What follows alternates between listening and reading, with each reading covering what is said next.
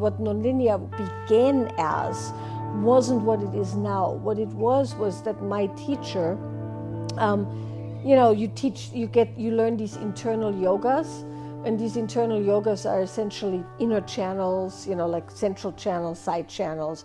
You learn how to feel if there's a clear channel or if it's contracted or things like that, or even that you have channels or meridians or whatever you want to say. In the system I was taught, it is channels, nadis.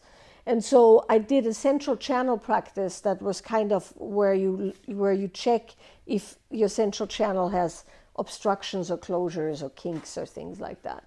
And I did that in meditation posture and very still and everything. And I realized that didn't really do it for me. That I could visualize the channel clearing. I could breathe up and down. Right? I always needed a lot of entertainment. So what I started doing was experimenting with moving kind of my body to kind of open and unkink certain areas. And when I did that, I got a very direct hit of energy moving and expanding, and feelings of relief and a kind of a wideness in the solar plexus and stuff like that. And so I played a lot with that, and because I was also quite a nerd and really into this stuff. And then I talk about this in the teacher training in quite a bit of length. I had two really quite heinous things happen in a fairly short period of time, which were that my closest girlfriend, who was closer than my sister is way younger than me, and so we were never that close. And this girlfriend of mine and I were a year apart, less than a year apart. And so we grew up together. We played on the same sand heap when we were 4. That's how we met. Our parents built houses across from each other.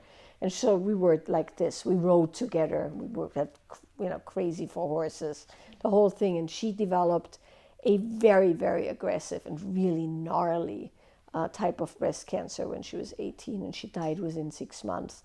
And it was not a pretty thing, and not a, it was just really, really rough. And because, of course, at that age also, cells multiply at a rapid rate.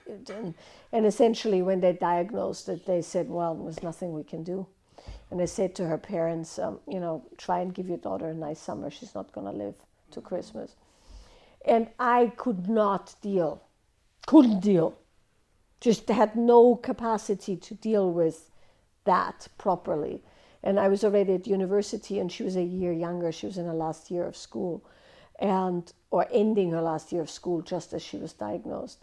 And so I had that, and then I had my closest friend in school in Vienna, where I went to university, who was a couple of years older than me, quite a few years older than me, 5 or 6. My closest male friend killed himself the day after he graduated from med school. And so those two things happened within 6 months apart. And I remember distinctly kind of being so grief-stricken and so out of my depth in dealing that's all I did for hours. I just moved my body. And that would give me some relief, but it also allowed me to actually grieve. With my girlfriend, I didn't really grieve because I didn't know how to. And then 6 months later, when the second thing happened, I remember spending days just howling.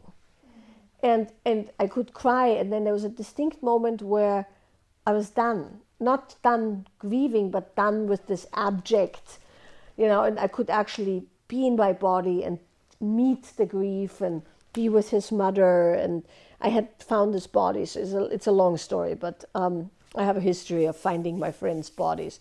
I don't know why. I'm joking about it, but it's quite this happened much, much later again, where I found somebody's body. I was equipped, right? But back then I wasn't equipped. I mean, you aren't with 20. I was 20, I think, So and I wasn't a mature 20 either, and I had no exposure to death or illness whatsoever. My grandparents were still alive. And so I'm saying this to say I had distinct moments where I was like, wow, this is helpful. This is actually helping me. And so if for a long time nonlinear was my personal practice, I didn't start teaching it till I was actively a therapist and working with people and realizing that it was also helpful for them.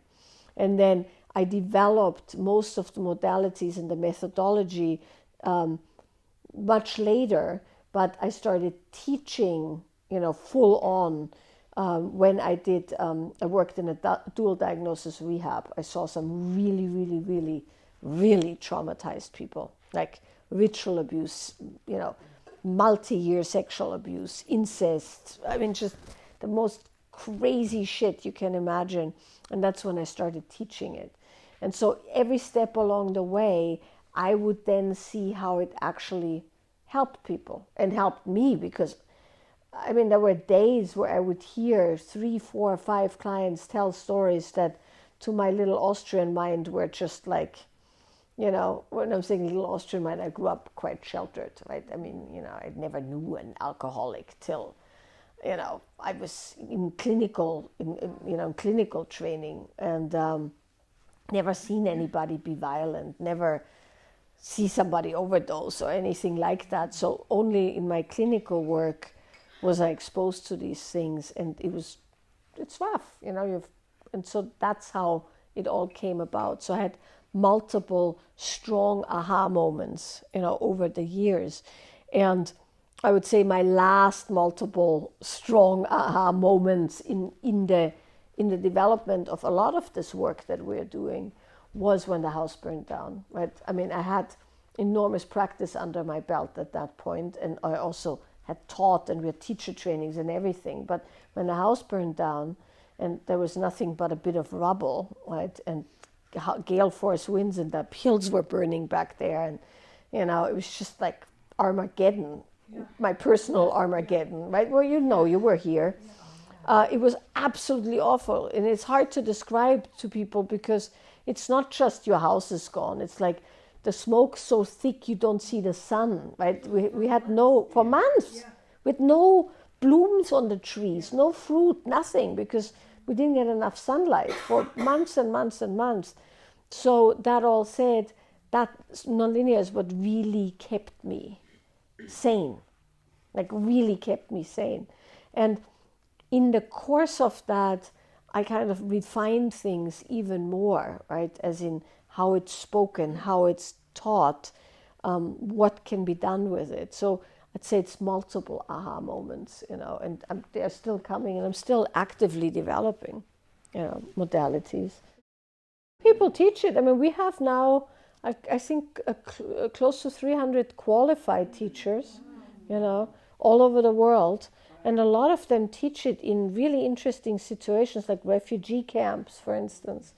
There's now a woman, she's just started on a Greek island where there's a lot of people coming over from Africa and Syria, and she's teaching there in a refugee camp. And we've had a woman who taught the last remaining, I think, 9 or 10 ladies who in a retirement home on Fairfax in West Hollywood, who were Holocaust survivors.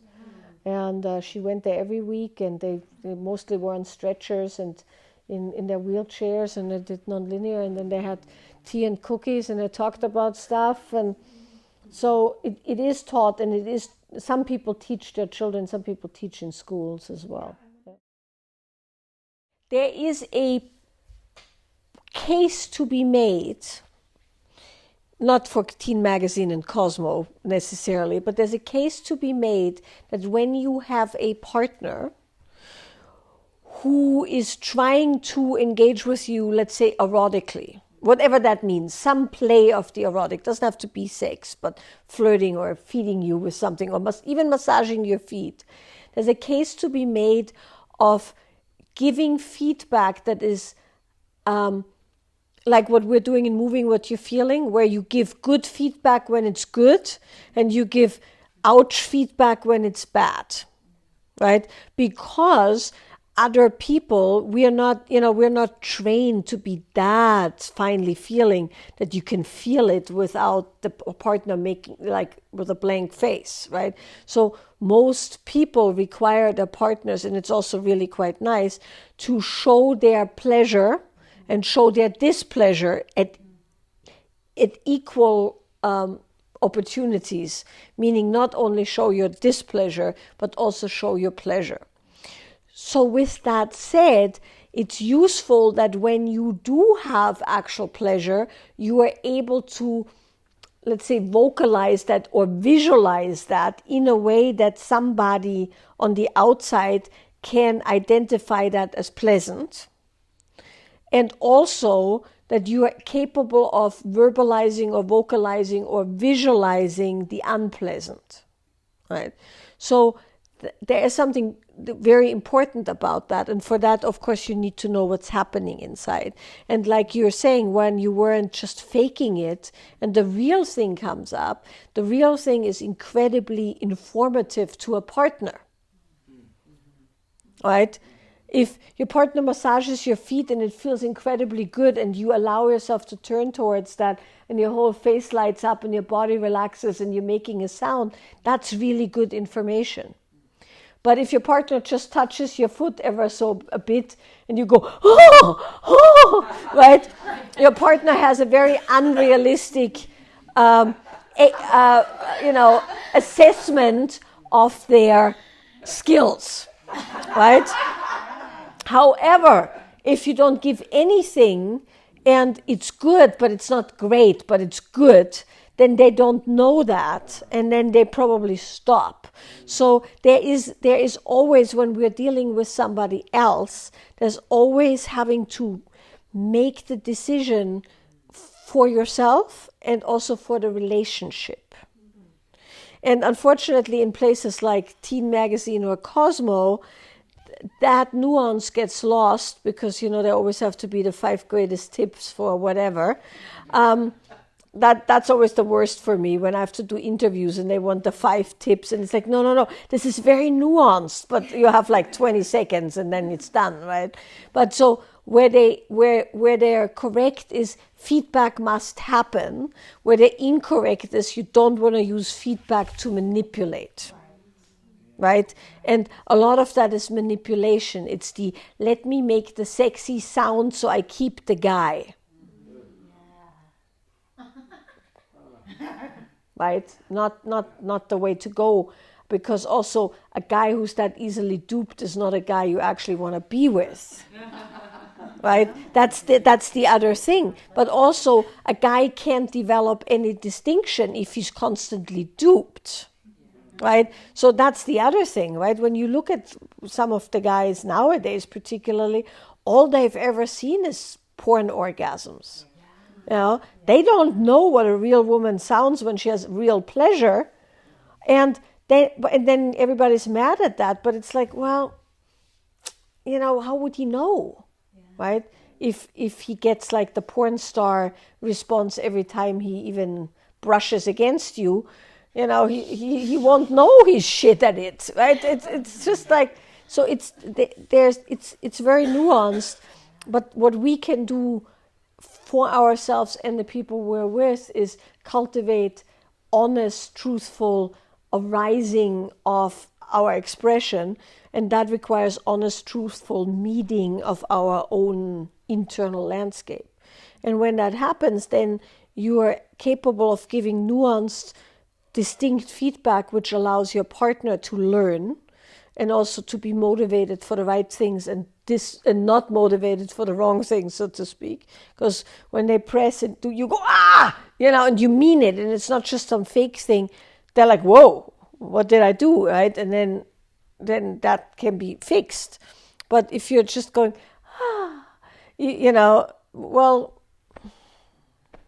can't blame them for thinking it's okay, which is typically what happens, right?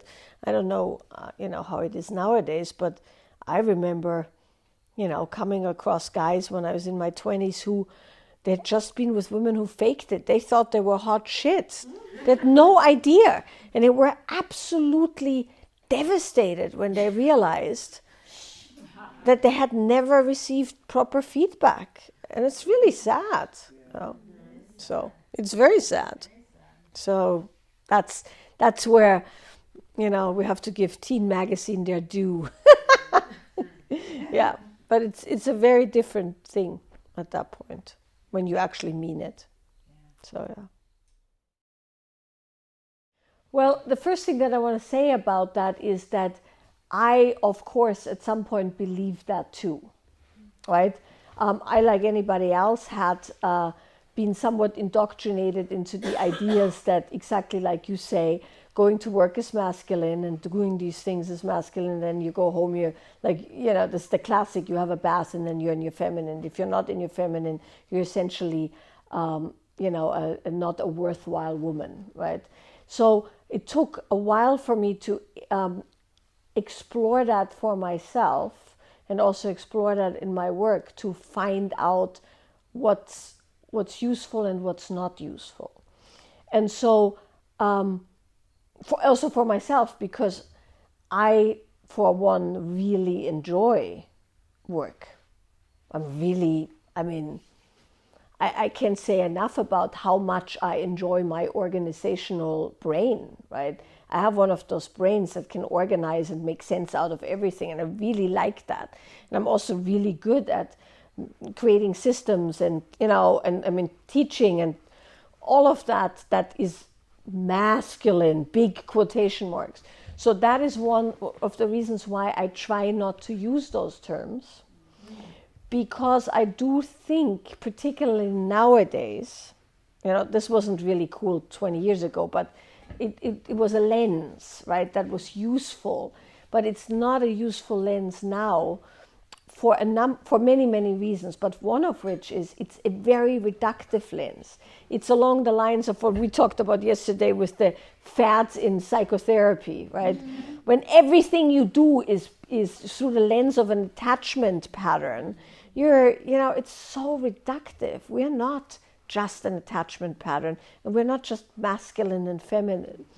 So the things to really kind of feel there is that what is called masculine and feminine, if you really look at those terms, masculine is the traits of a man, and feminine is female, women's traits. That's all it means.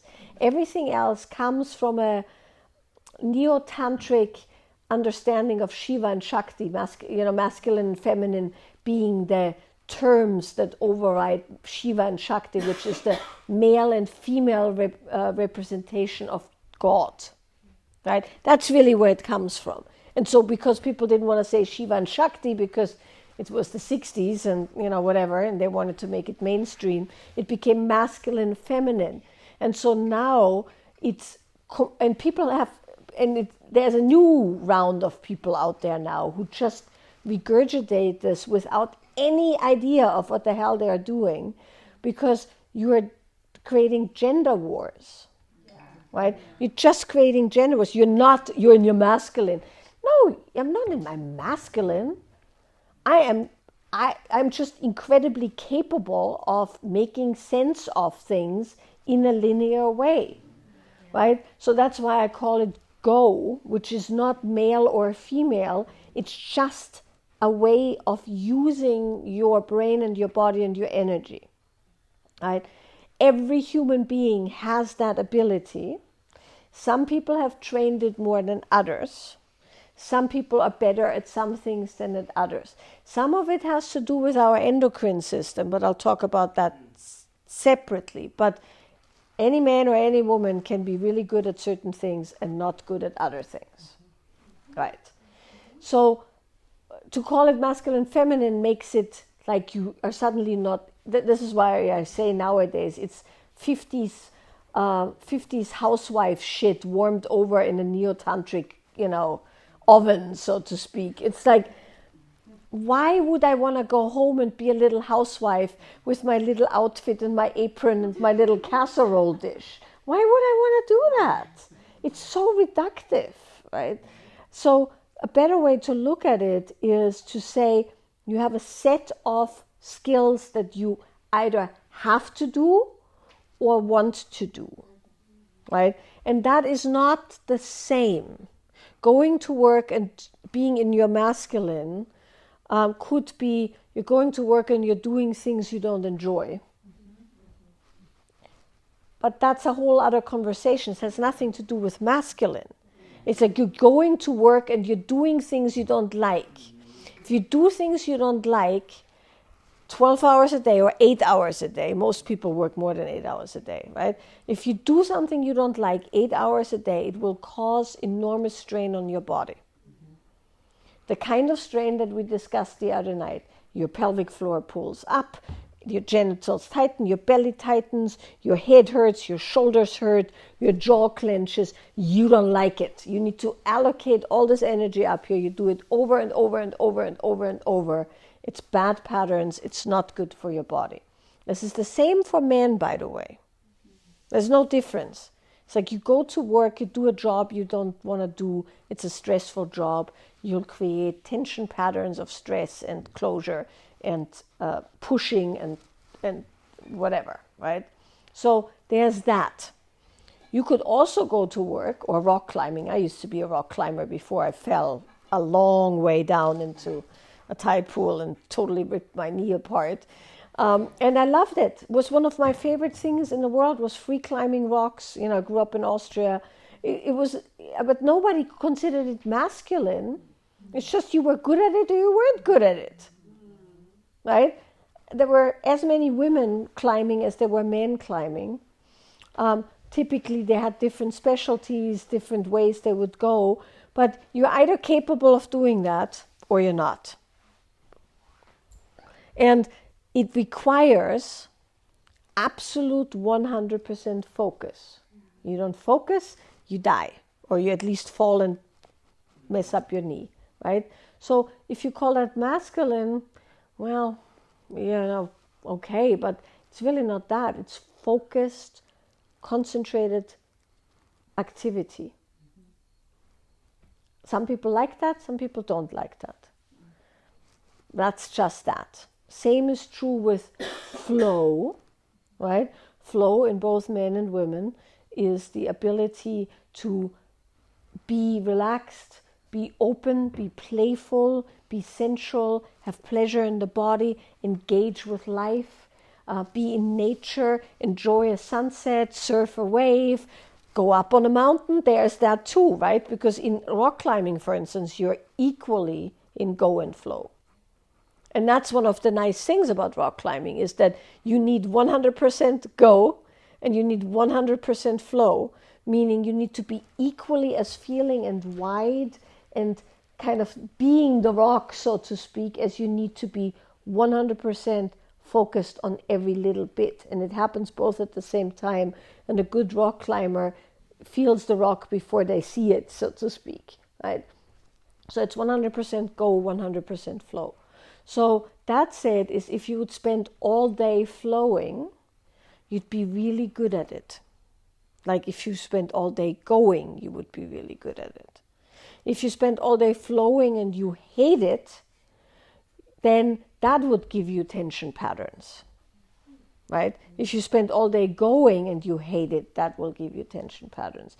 So the real problem when people go about and then you're supposed to go home and have a bath and be in your feminine, what they're really saying is, I'm using my body in a very specific way all day, and when I want to not do that, I don't have the capacity to switch.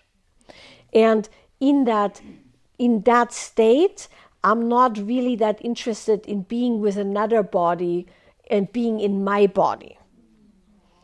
Which is all it is, right? The thing is, when you are in your head and when you're using your head and when you're that focused, this, like we talked yesterday, doesn't really matter. So what's much more useful is to say, when I come home, I want to come back to feeling my body and enjoying my body and enjoying my life with my body. How do I do that? And then it's not a matter of, are you woman enough? It's a matter of, do you have the capacity to meet life with your body, right? which is a totally different set of circumstances. You're no longer deficient. You're no longer less than other women who know how to moan at the right moment in time after they had their bath, right? With their perfectly airbrushed ass on Instagram, right? But then, of course, if you're that kind of a person, you no longer want to do the polarity workshop. You're actually just going to be home and have a good time, right? So you have to remember that these are skill sets that you can learn. They have nothing to do with your value or your worth as a woman or as a man. It's war. You're not in your feminine. I need a woman who's in her feminine. Well, motherfucker, go somewhere else. Hey, go to Bali, you know. Leave me alone, right? But the thing is also true, right? The reason why men are not masculine enough, right, is if you spend all day having to do the same thing that you do all day, which is tell people what to do and make decisions and work hard and think about stuff and whatever, when you come home, you don't want to do that again. You don't. You also need rest. And then there's this whole horrible dogmatic thing where a man has to be a man and always make all the decisions. And that's, yeah, exactly, take me deep, masculine, whatever. It's like, the dude is tired, right? He's as worn out as you are, so give him a fucking break, right? Give yourself a break. Don't make it this existential life crisis, but do the things that normal human beings, normal loving human beings do for their partners. Sit down, have a, whatever, cup of tea, drink, watch the sunset together, roll in the grass, have a bath together, listen to some music, dance, roll around with the puppies, horses, whatever. Like, have a nice time softening your bodies, have a nice time actually enjoying being in life. And then from there, naturally, the next thing happens, which we haven't talked about, which is most humans have a preference when it comes to sex. Once again, that's not masculine, feminine necessarily, and it's not an essence, right? Because it has nothing to do with an essence. You have a preference. And the preference is, and it's a preference, it's not all the freaking time. It's like some people like to be the one doing the penetrating. This is not men or women, right? When I mean with penetrating, knowing where it's going, holding the occasion, making things happen, initiating things perhaps, dragging you up, down, sideways, whatever, right? Like there's people like that, and then there's people who like to go along for the ride. Whee! Whee! Right? And so in an ideal world, when people want to have sex and, erotic enjoyment, you have one person who goes, come along, and one person goes, whee! Right? And then that makes for good, enjoyable sex. So, but sometimes the person who goes, whee, goes, I'm going to do something, right? And the other person goes along. That can also happen. But we typically have a preference. And so the key isn't to make the preference the dogma, because also when you think about how much time you spend in life and how much time you spend having sex, there's way more important things than maintaining perfect polarity at all times, right?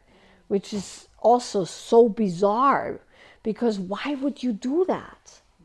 You do not need to be polarized to take your kid to the kindergarten or go to the grocery store or hang out and watching whatever, what is it now? House of Dragons is the new thing that everybody watches, right? You don't need that thing, because that thing, this is also something people don't like to hear, polarity means you're at odds.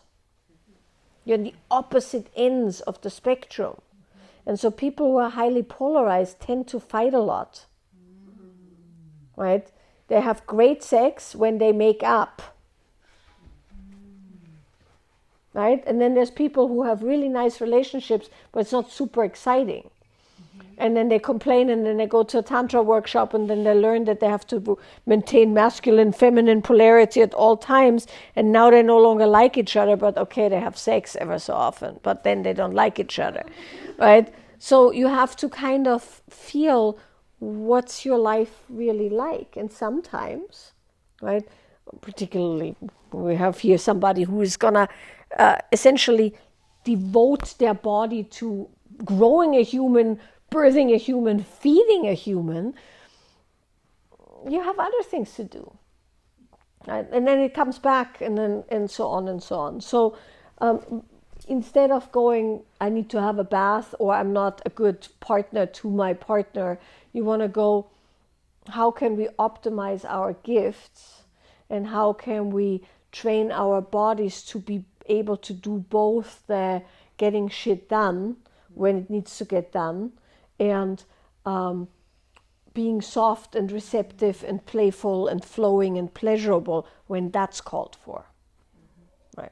And then when both people can do that, and both people can do equal amounts of that, then you can play with your preferences, but you can also support your partner when they need a bit of help, and then you have a whole other thing going on. And the worst is when people who are very capable don't do the things that they're capable of because they are afraid that they're emasculating their partner.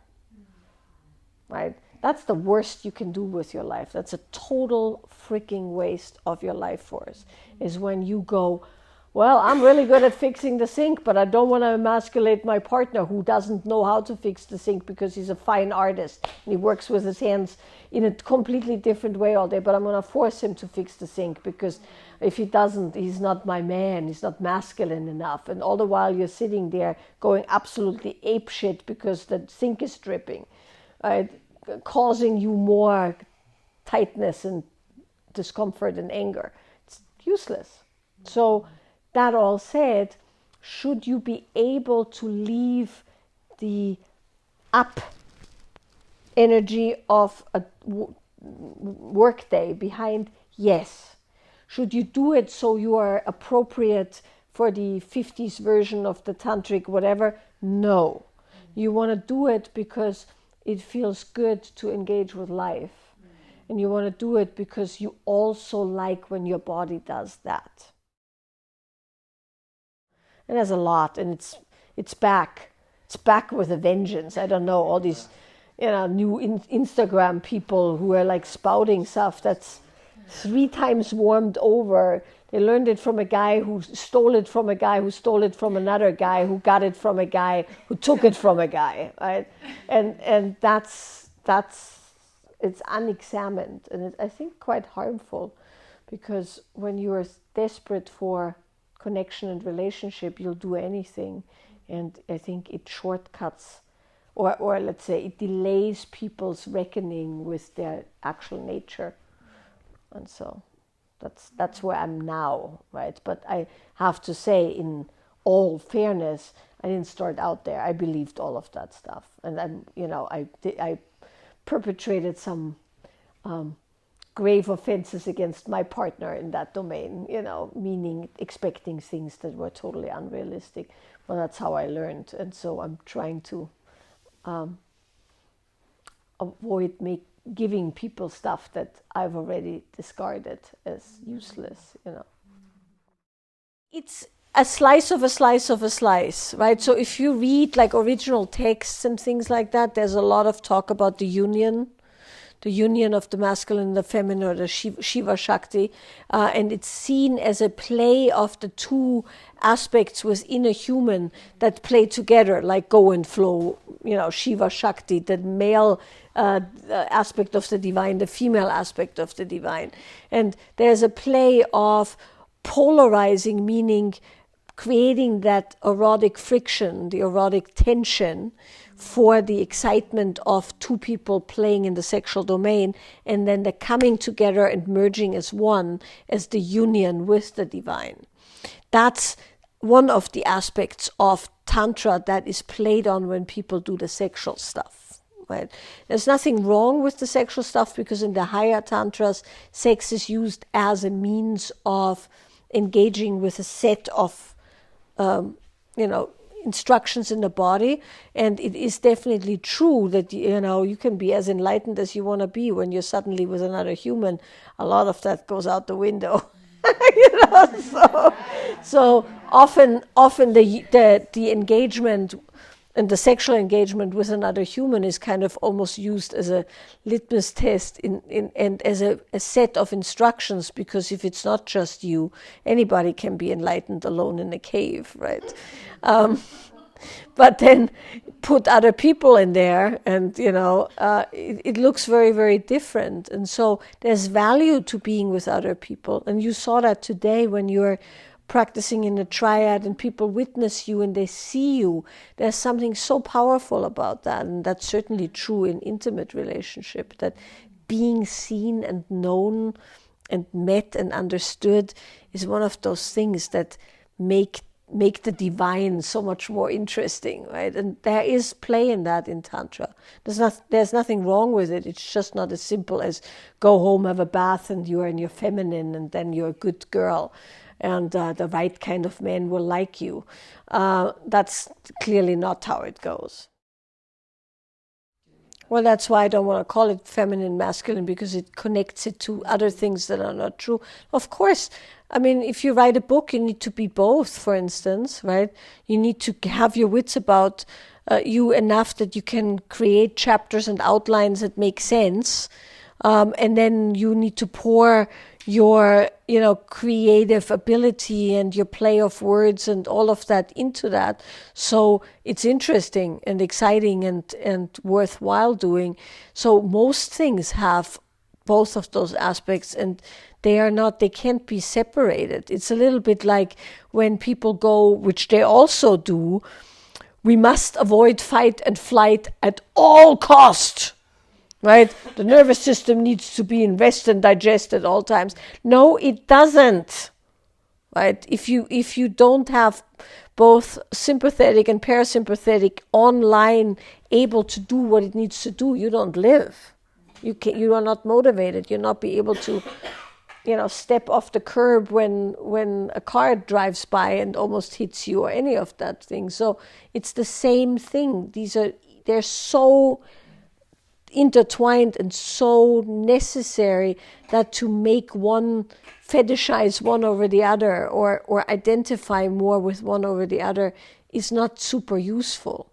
But sometimes these lenses are useful when you start out identifying certain things. Right? Then it's useful. It's useful to consider, how in your childhood you were attached to your parents. It's useful, but it's not a be-all, end-all, because you're not two, right? And other things happened. And there's imprints, and there's how you saw your parents have relationship or not, and so on and so on and so on, and every partner did something and whatever.